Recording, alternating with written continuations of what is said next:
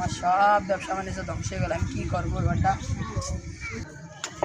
দেখি পরিচিত একজন আছে, ঠিক আছে যাই দেখি কিছু দেয় নাকি, সাহায্য করে নাকি। আমার সব ব্যবসা বাণিজ্য ধ্বংস হয়ে গেলো ভাই। আগের মতন ব্যবসাটা দাঁড়া করানোর মতন কিছু সাহায্য করা যায়? সাহায্য করার মতন আমার কাছে তেমন কিছু নেই, তবে আমার এক বন্ধু আছে যার কাছে তুমি সাহায্য করতে পারো। তুমি সিলিমপুরের 3 নম্বর বাড়িতে যাবে, সেখানে তুমি তাকে পাবে। আচ্ছা ভাই, ধন্যবাদ। বাড়িতে এটাই মনে হচ্ছে কিছু যেন চিল্লো কিছু না যাচ্ছে, কিছুটা কষ্ট না একটু শুনি। তোমাকে কতদিন বলেছি বাতির সলতা মোটা করে দিও না। এই ছোট ঘরটিতে যতটুকু আলোর দরকার তার জন্য একটি চিকন সলতাই যথেষ্ট। মোটা সলতা দিয়ে অধিক তেল পোড়ানোর প্রয়োজন হয় না। ভালো লোকের কাছে আমার পাঠিয়েছে, টিকদের কাছ থেকে সাহায্য চাওয়ার আগে এখান থেকে পালানো উচিত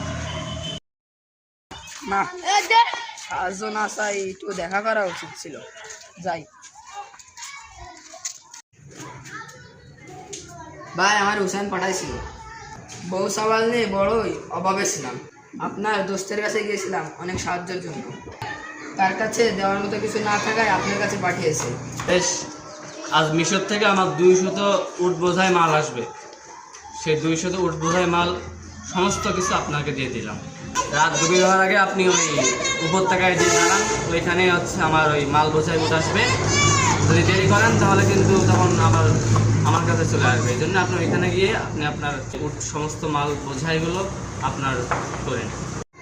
একটু আগে বাড়ির ভিতরে সলতা মোটা করা অপরাধে এক ব্যক্তি তার স্ত্রীকে তিরস্কার করছিল। আপনি কি সেই ব্যক্তি নন? হ্যাঁ, সে আমি। সেখানে ছোটো ঘরটিতে যতটুকু আলোর প্রয়োজন ছিল তার জন্য একটি চিকন সলতা যথেষ্ট ছিল। মোটা সলতা ব্যবহার করে অধিক তেল পোড়ানোর প্রয়োজন ছিল না। বিনা প্রয়োজনে খরচ করা অপব্যয়, তা যত কমই হোক। আর আপনার যেহেতু ব্যবসা ধ্বংস হয়ে গেছে, অভাবগ্রস্ত হয়ে পড়েছেন, তাই ব্যবসা শুরু করার জন্য মাল বোঝায় 200 উট আপনার অত্যন্ত প্রয়োজন। বেঁচে থাকার প্রয়োজনে খরচ করা অপব্যয় নয়, তো যত বেশিই হোক না কেন।